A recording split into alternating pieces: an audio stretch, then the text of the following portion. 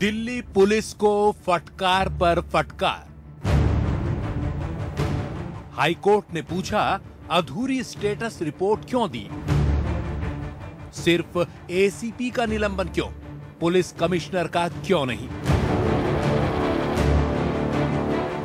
दोषी अधिकारियों के नाम बताते क्यों नहीं? दिल्ली पुलिस को मांगनी ही पड़ी माफी। आखिर क्यों उठते हैं दिल्ली पुलिस पर इतने सारे सवाल?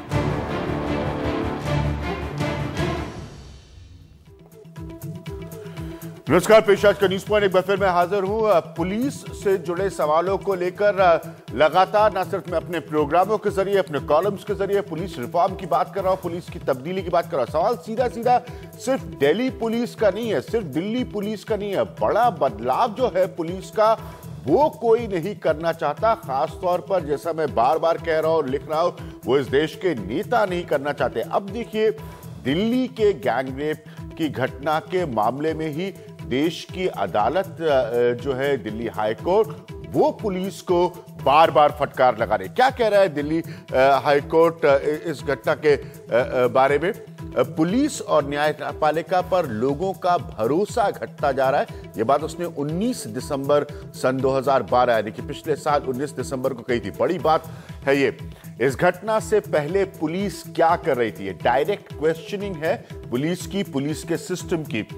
जिस बस का माफ करिएगा इस्तेमाल गैंगरेप में हुआ, वो 5 चेक पोस्ट से गुजरी और उसे किसी ने नहीं रोका। ये बुनियादी सवाल है उस टाइम के उठाए हुए दिल्ली पुलिस को लेकर। 19 दिसंबर 2012 की सुप्रीम कोर्ट के काले शीशे हटाने के फैसले का पालन नहीं हो रहा है। कोई इस पॉइंट को रेज नहीं कर रहा है, इस पर सवाल नहीं उठा रहा है। ये एक और पॉइंट है। 21 दिसंबर 2012 को पुलिस ने अधूरी स्टेटस रिपोर्ट दी, यानी कि जो स्टेटस रिपोर्ट दी पुलिस ने, वो पूरी नहीं थी। ये दिल्ली हाई कोर्ट कह रहा है, ये हम नहीं कह रहे। 21 दिसंबर की ही दिन को मैं आपको वापस कोट करूंगा कि हम संतुष्ट नहीं हैं। जो सवाल हमने 2 दिन पहले उठाए थे उन पर ध्यान नहीं दिया गया है। ये दिल्ली हाई कोर्ट 21 दिसंबर 2012 को कह रहा है। कौन थे पुलिस वाले वारदात के वक्त? क्या वो ड्यूटी पर थे? ये दिल्ली हाई कोर्ट जो है ये सवाल पूछ रहा है। ये 21 दिसंबर का हम आपको बता रहे। हमने निश्चित सवाल उठाए थे। रिपोर्ट क्यों अस्पष्ट है, यानी कि रिपोर्ट में क्लैरिटी क्यों नहीं है, क्लियर क्यों नहीं है? मैं बार बार आप समझिए, क्योंकि लगातार कहा जाता है मीडिया के बारे में कि वो अपने हिस्से से सवाल उठा रही है। ये पुलिस पर दिल्ली हाई कोर्ट के ऑब्जर्वेशंस हैं। इस तरह से इसका धारा 144 इस्तेमाल वो नहीं कर सकते, नहीं तो इसकी पवित्रता घटेगी। ये 144 के इस्तेमाल पर दिल्ली हाई कोर्ट ने 2 जनवरी को कहा था। सिर्फ एसीपी का निलंबन को पुलिस कमिश्नर का क्यों नहीं, यह भी सवाल 9 जनवरी को दिल्ली हाई कोर्ट ने पूछा था। कौन से पुलिस वाले वारदात के वक्त ड्यूटी पर थे, कौन पुलिस वाले तैनात थे, इसके डिटेल्स क्यों नहीं सामने आए हैं? हमने निश्चित सवाल उठाए थे। रिपोर्ट में क्लैरिटी क्यों नहीं है, रिपोर्ट क्यों अस्पष्ट है? ये 9 जनवरी को, 9 जनवरी को दिल्ली हाई कोर्ट करा है। 10 जनवरी को दिल्ली हाई कोर्ट करा है। दिल्ली की सड़कों पर ज्यादा से ज्यादा पीसीआर वैन ड्यूटी पर रहे। ये दिल्ली हाई कोर्ट की एक और बात है दिल्ली पुलिस के लिए। गाड़ियों के शीशे पर लगी काली फिल्में हटाई जाए। बहुत पुरानी ये सब इश्यूज, ऐसा लगता है सिर्फ इस घटना का इंतजार हो रहा था इनके दोहराए जाने के लिए, इनके रिपीट होने के लिए। 2 एसीपी सस्पेंड क्यों हुए? बाकी ऑफिसर्स जो हैं, बाकी अफसर जो हैं, उन पर क्यों अभी तक कार्रवाई नहीं हुई है? ये भी 10 जनवरी को दिल्ली हाई कोर्ट कह रहा है। अब जरा जल्दी से दिल्ली पुलिस की बातों पर ध्यान देते हैं। अब दिल्ली पुलिस एक तरफ दिल्ली हाई कोर्ट से डांट खा रही है, फटकार खा रही है, उसके बाद दिल्ली पुलिस खुद क्या कर रही है? वो लोगों को नसीहत दे रही है। इंटरनल अपनी कमजोरियों को रिव्यू करने के बजाय देखिए आपके हिस्से की नसीहत जो है वो दिल्ली पुलिस की तरफ से क्या आ रही है। दिल्ली पुलिस की नसीहत है कि स्कूल या कॉलेज के बाद आप सीधे अपने घर पर जाएं। ये दिल्ली पुलिस आपको नसीहत दे रही है। स्कूल के बाद किसी अजनबी व्यक्ति से बात न करें, ये दिल्ली पुलिस आपसे कह रही है। इसमें कोई उम्र की सीमा का जिक्र नहीं है। बाहर की वस्तुएं ना खाएं, ठीक है, ये बच्चों को हर कोई रोकता है।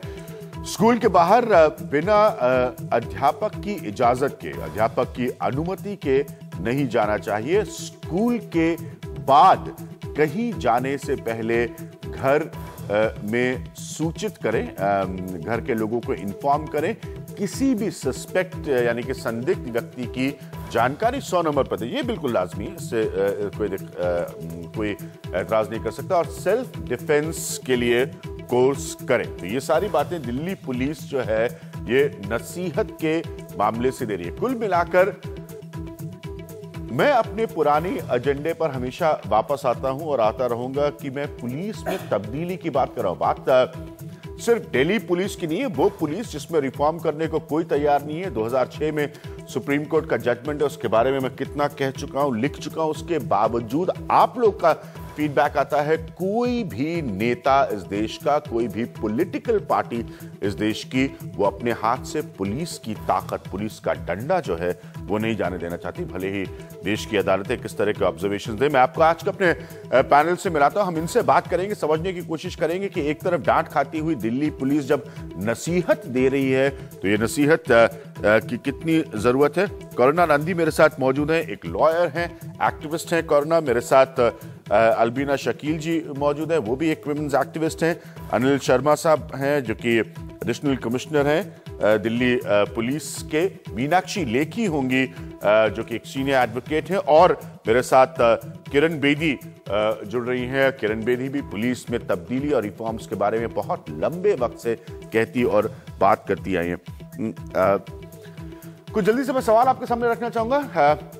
ये दिल्ली हाईकोर्ट जो कह रहा है उसके ऑब्जर्वेशन से जुड़े सवाल हैं। दिल्ली पुलिस बड़े अधिकारियों को बचाने की क्या कोशिश में जुड़ी है? क्योंकि उसके डिटेल्स दिल्ली हाईकोर्ट मांग रहा है, ये कतई हमारे सवाल नहीं है। कोर्ट के बार बार कहने के बावजूद जो है कोर्ट साफ साफ कह रही है कि क्लैरिटी नहीं है, स्पष्टता नहीं है।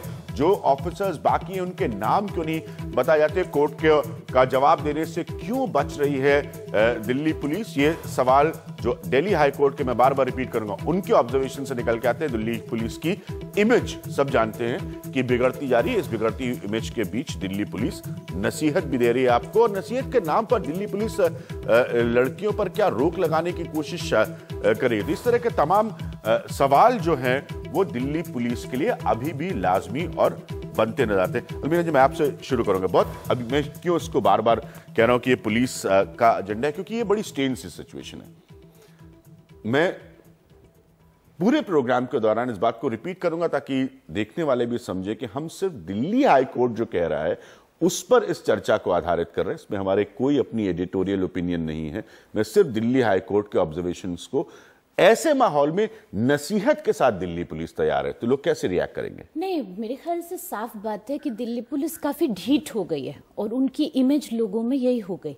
दिल्ली में आज जितनी महिलाएं शिकायतें लेके दिल्ली पुलिस के पास जाती हैं उसमें सिर्फ 12% पर कंप्लेंट दर्ज होती है। देश के गृह मंत्री बयानबाजी करते हैं, पुलिस कमिश्नर पता नहीं कहाँ है, कोई जिम्मेदारी से क्यों नहीं कह रहा कि हर महिला की शिकायत पर हम FIR दर्ज करेंगे। दिल्ली के अंदर कोई प्रोटोकॉल नहीं है कि कोई महिला जाए तो किस तरह से कंप्लेंट पे आप क्या बात करेंगे, क्या बात नहीं करेंगे। ऐसी बातें करेंगे जो महिला को भगाई दे पुलिस स्टेशन से तो ये सब चीजों पे कार्रवाई होगी, ऐसा कोई कदम नहीं अनाउंस किया जा रहा अभी तक।